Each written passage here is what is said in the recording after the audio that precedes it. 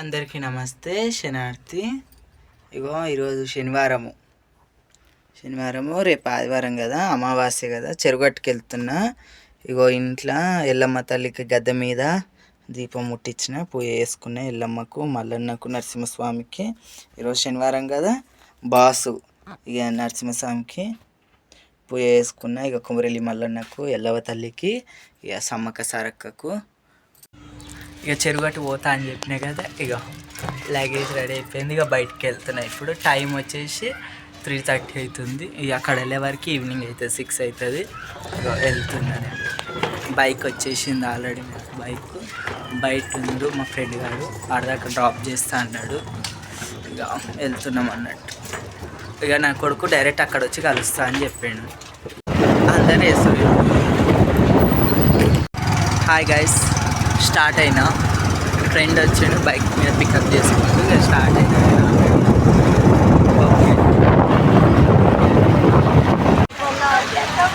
లాస్ట్కి అయితే చెరుగట్టు రీచ్ అయినాము.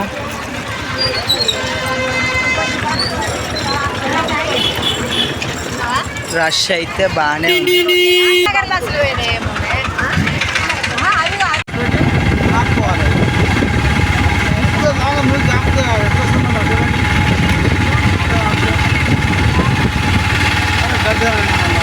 అందరికి శనార్థిగా ఇక్కడ చూడు, పాము చెరుగట్ల గుండం ఇది. ఇవ్వండి,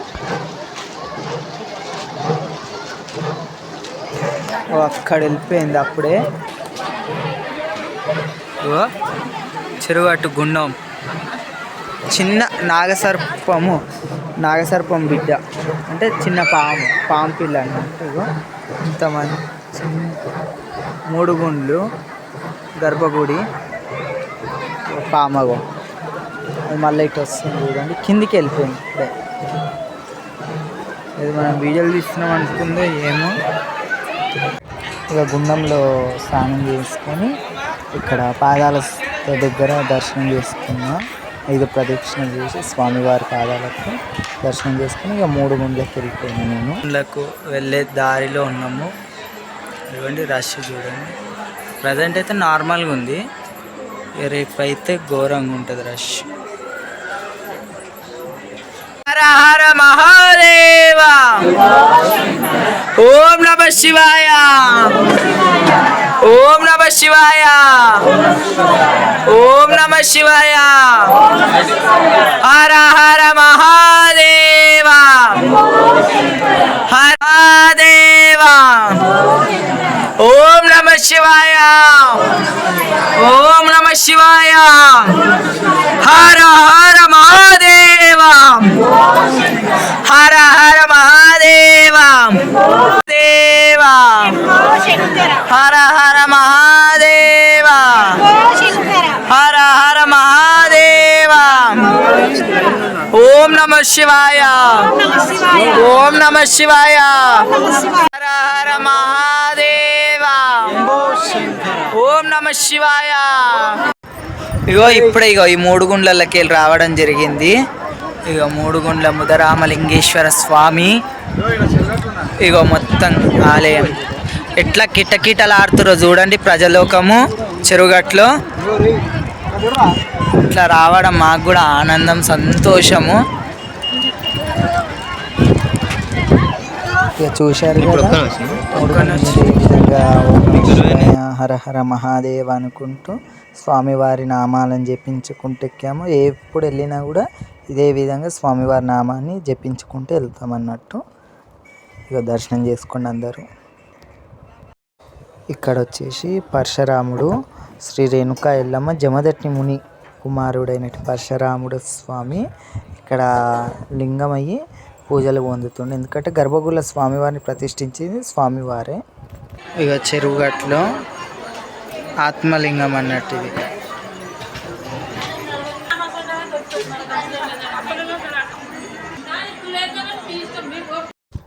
ఇక్కడ ఎల్లమ్మ తల్లి పుట్ట అన్నమాట, నాగదేవత.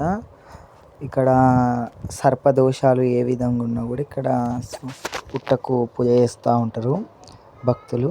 ఇదంతా పుట్ట అన్నమాట. ఇక భక్తులు వేస్తున్న పసుపు కుంకుమ వల్ల కొంచెం అనేది పుట్ట కరిగింది. ఆ కొండంతా పుట్ట ఉంది ఒకప్పుడు. ఇదంతా అమ్మవారిని దర్శించుకోండి అందరూ. నాగదేవత అన్నమాట. ఇప్పుడు నాగదోషము ఇట్లా అంటారు కదా, అలాంటి ఏ దోషాలు ఉన్నాయి ఇక్కడ వెళ్ళి పూజ చేసుకుంటే అవి దోష నివారణ అవుతుందని నమ్మకం ప్రజలకు. ఈ యొక్క చెరువు గట్టు అయినట్టు క్షేత్రపాలకు కాలభైరవ స్వామి. ఈ ఆలయం వచ్చేసి ఎల్లమ్మ తల్లి ఆలయం అన్నమాట. ఇక్కడ బోనాలు చేస్తూ ఉంటారు అందరు భక్తులు కోరికలు కట్టుకొని. అదేవిధంగా ఎల్లమ్మ తల్లి కూడా దర్శనం చేసుకోవాలి. ఇక్కడ గర్భగుడికి వెళ్ళడానికి లైన్లో ఉన్నామన్నట్టు స్వామివారి దర్శనానికి. భక్తులందరూ చూడండి ఎంతమంది ఉన్నారో స్వామివారి దర్శనానికి. ఇక్కడ 1000 కన్నులతోటి చూస్తున్నాం స్వామివారి దర్శనానికి. ఎప్పుడెప్పుడైతుందో దర్శనం అన్నట్టు.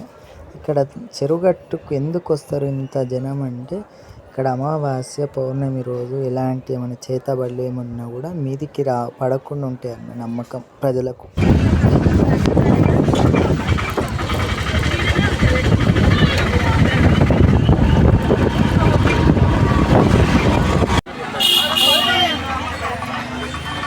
ఇప్పుడు వచ్చేసి మనం పార్వతమ్మ తల్లి గుడి కాడికి వెళ్తున్నాం అన్నట్టు. గర్భగుడికి పార్వతమ్మ గుడి అన్నట్టు.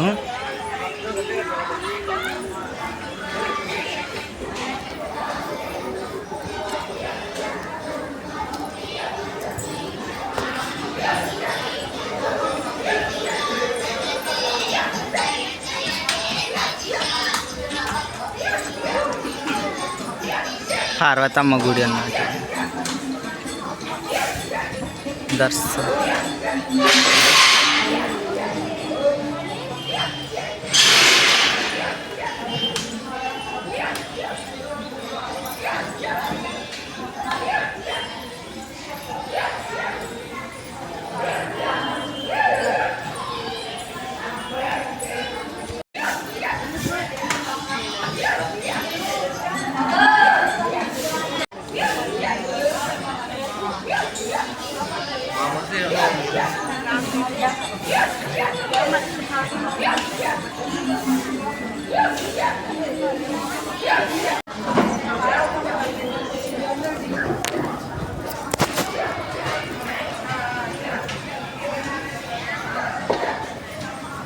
గడుపు.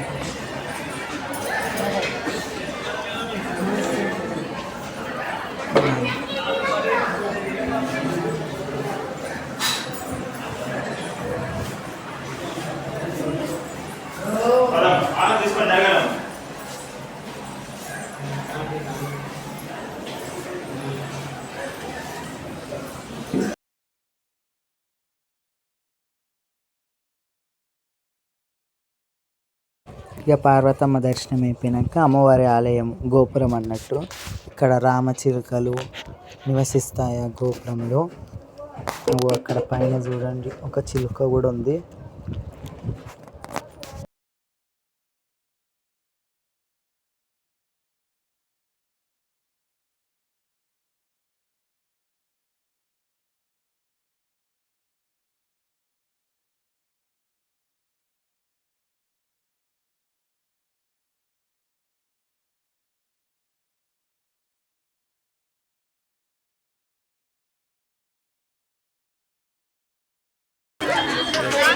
వెనకాల బ్యాక్గ్రౌండ్లో చెరువుగడ్డ.